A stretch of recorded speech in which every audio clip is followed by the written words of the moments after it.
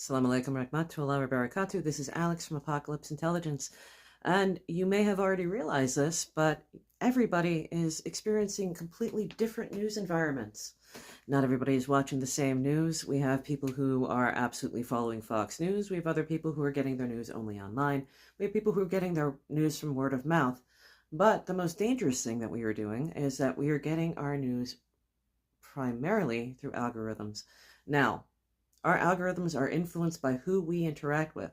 So when you interact with somebody a great deal, you see also the algorithm that they are interacting with. So it creates clusters.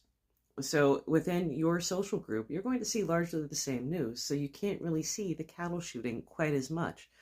Now, when you are faced with an outgroup, however, then it seems like they must be completely out of their minds because they don't have the same information. Don't they watch the news? Well, they do. They're given a completely different feed than you are.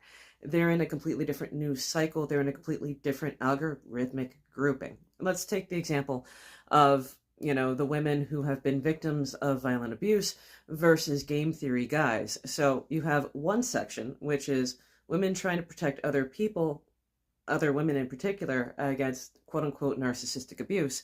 Then on the other hand, you have men who are employing game theory, with their dark aesthetics, with their, American Psycho, whatever, how to get over on women, how to get the best women, how to lower their self-esteem so that they'll sleep with you.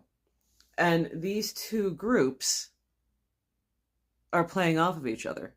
So you literally have a group that's learning narcissism.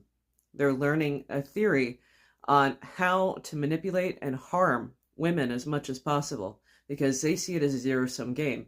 In any interaction, somebody has to win and somebody has to lose.